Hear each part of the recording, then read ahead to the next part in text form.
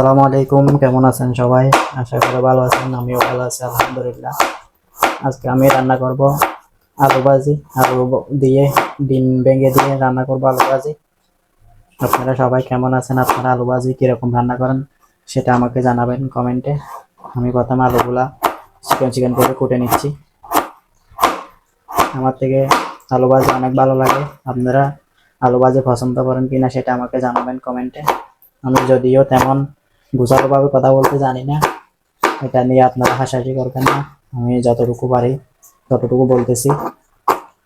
এখনো নতুন, আপনারা সবাই ছোট ভাই হিসাবে আমাকে দেখবেন, সাপোর্ট করবেন। আলুগুলো চিকন চিকন করে কুটে নিচ্ছি।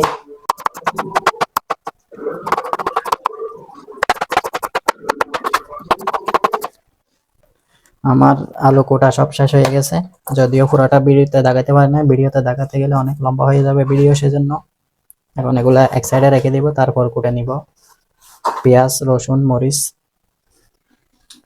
প্রথমে নিয়ে নিব পেঁয়াজগুলা সব কুটে নিব। পেঁয়াজ, রসুন, মরিচ। যদিও আমি সবসময় বলি ভালো করে সুন্দর করে কথা বলতে জানি না, এটা নিয়ে আপনারা হাসাহাসি করবেন না প্লিজ। যে যেখান থেকে দেখবেন, ফুল ভিডিও দেখবেন, আমাকে কমেন্টে জানাবেন আপনাদের মতামত। ফেসবুক, ইউটিউব, যে কোনো সোশ্যাল মিডিয়া এমন একটা প্ল্যাটফর্ম যেখানে একজনের সাপোর্ট ছাড়া একজন কোনোদিন বড় হতে পারে না। সেজন্য বলতেছি সবাই সবাইকে সাপোর্ট করবেন। সবাই সবাইকে সাপোর্ট করে কমেন্ট করে একজন আরেকজনকে চিনলে তারপর এখানে এগিয়ে যাওয়া যায়। একা একা কোনোদিনও সম্ভব না। অবশ্যই সবাই সাপোর্ট লাগবে। সবাইকে ফ্রেন্ড লিস্টে রাখার চেষ্টা করবেন। চেষ্টা করলে সবাই ইনশাল্লাহ এগিয়ে যাবে একদিন না একদিন। আমি আপনাদের সাথে কথা বলতে বলতে পেঁয়াজ কুটে নিলাম। তারপর নিয়ে নিব টমেটো। টমেটো আমি ভাজিতে ইউজ করি। ভাজিতে টমেটো ইউজ করলে আমার থেকে ভালো লাগে। আপনারা কি টমেটো ইউজ করেন নাকি না করেন সেটা আমাকে জানাবেন। টমেটো হয়ে গেল, তারপর নিয়ে নিব মরিচ।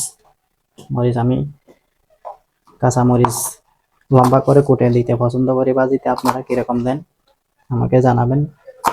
মরিচ আমাদের বাসায় জাল কেউ খায় না, কম খায়, সেজন্য মরিচও কম দিলাম। আর এখন তো রান্না করতে অনেক ভয় লাগে, গ্যাসের যে দাম এখন শুনতেছি নাকি 2300 টাকা। 2300 টাকা দিয়ে মানুষে কিভাবে গ্যাস রান্না করবে। রসুন গুলা কুটে নিলাম। রসুন হচ্ছে যে কোনো তরকারিতে আমি ইউজ করি, একদম যে কোনো তরকারিতে অনেক ভালো লাগে রসুন। রসুন কুটা হয়ে গেল, আলাদা করে রাখলাম। তারপর আমি আলু ভাজি যেগুলো করে রাখছি সেগুলো ভালো করে ধুয়ে নিব। ভালো করে ধোয়ার পর আমি আলু আগে কুটে ফেলি, তারপর ভালো করে ধুয়ে রাখি। আপনারা কিরকম করেন সেটা আমাকে জানাবেন। একদম ভালো করে ধুয়ে ফেলবো, কারণ আলুতে অনেক ময়লা থাকে। ভালো করে ধুয়ে ফ্রেশ করে রাখবো। ভাজি ধোয়া হয়ে গেল, তারপর এক সাইডে রেখে দিব। তারপর আমি চুলার মধ্যে দিয়ে দিব ফ্রাই প্যান। আমি ভাজি রান্না করতে পছন্দ করি ফ্রাই প্যানে। আপনারা কোথায় রান্না করেন সেটা আমাকে জানাবেন। তারপর দিয়ে দিব পরিমাণ মতো তেল। তেল একটু বাড়াই দিব, কারণ ভাজিতে তেল একটু বেশি করে দিলে অনেক মজা হয়। তারপর একটু অপেক্ষা করার পর তেল ফুল গরম হয়ে গেলে তারপর দিয়ে দেব রসুন। রসুন দেওয়ার পরে একটু অপেক্ষা করব। অপেক্ষা করার পর রসুন একটু একটু একটু একটু লাল হলে তারপর দিয়ে দিব মরিচ, কাঁচা মরিচ, এগুলো দিয়ে দিব। তারপর দিয়ে দেব টমেটো। তারপর লাস্টে দিব পেঁয়াজ। আমি পেঁয়াজ সবসময় বাজিতে একটু পরে দিই। আপনারা কীরকম দেন সেটা আমাকে জানাবেন। দিয়ে একটু অপেক্ষা করবো লাল হওয়ার জন্য। যদিও আমি এখানে ভিডিওতে কথা যা বলতেছি অনেক ভুলভাল বলে ফেলতেছি, সেটা নিয়ে আপনারা কিছু মনে করবেন না, হাসাহাসি করবেন না। ছোট ভাই হিসাবে এটা কিছু মনে রাখবেন না প্লিজ। তারপর আমি দিব পরিমাণ মতো লবণ। লবণ প্রথমে একটু কম দিব, কারণ লবণ বেশি প্রথমে দিলে সমস্যা। তারপর দিয়ে দিব হালকা করে ম্যাগি মশলা। এই ম্যাগি মশলার পর অন্য কোনো মশলা দিব না আমি। হলুদ গুঁড়া দিব না, কারণ হলুদ গুঁড়া আমার ভালো লাগে না ভাজিতে। ম্যাগি মশলা দিলে আর কিছু দেওয়ার দরকার হয় না।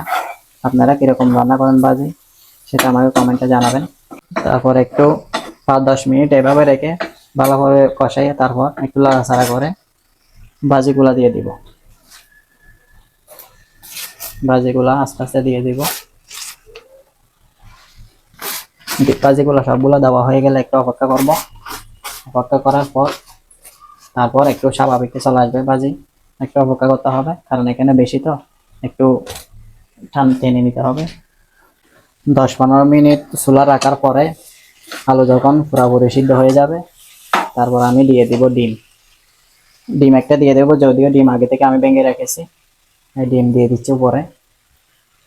আমি আলু ভাজিতে ডিম ব্যবহার করি, আপনারা আলু ভাজিতে ডিম ব্যবহার করেন কিনা সেটা আমাকে জানাবেন।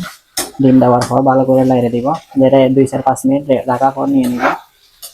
আমার ভিডিওটা এতক্ষণ পর্যন্ত যে যারা দেখেছেন আমাকে সাবস্ক্রাইব করবেন, লাইক দিবেন, কিরকম হয়েছে জানাবেন। সবাই ভালো থাকবেন, সুস্থ থাকবেন। আজকে এই পর্যন্ত। আসসালামু আলাইকুম।